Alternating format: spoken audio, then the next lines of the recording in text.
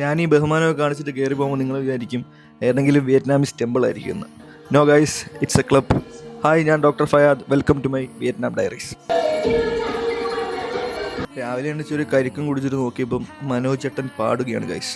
അപ്പം ഞാൻ നേരെ അവിടെ പോയിരുന്ന് കുറച്ച് നേരം പാട്ടൊക്കെ കേട്ട് ഒന്ന് ചില്ല് ചെയ്തിട്ട് പോവാമെന്ന് വിചാരിച്ചു.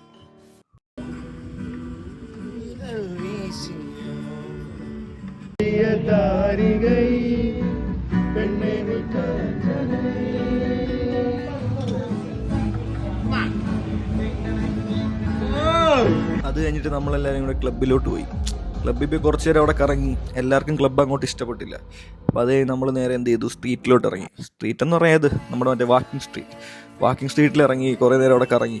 Vietnam is famous for it's canal system. എന്ന് വെച്ചാൽ വിയറ്റ്നാമിലെ ഒരു സിറ്റിയിൽ നിന്ന് മറ്റൊരു സിറ്റി പോകണമെങ്കിൽ നമുക്ക് ഈസി ആയിട്ട് വാട്ടർ ട്രാൻസ്പോർട്ട് വഴി, ബോട്ട് വഴിയൊക്കെ പോകാം. അങ്ങനെയുള്ള വിയറ്റ്നാമിൽ വന്നിട്ട് നമ്മൾ ബോട്ടിങ്ങിന് പോകാതെ പോകുന്ന മോശമല്ലയോ?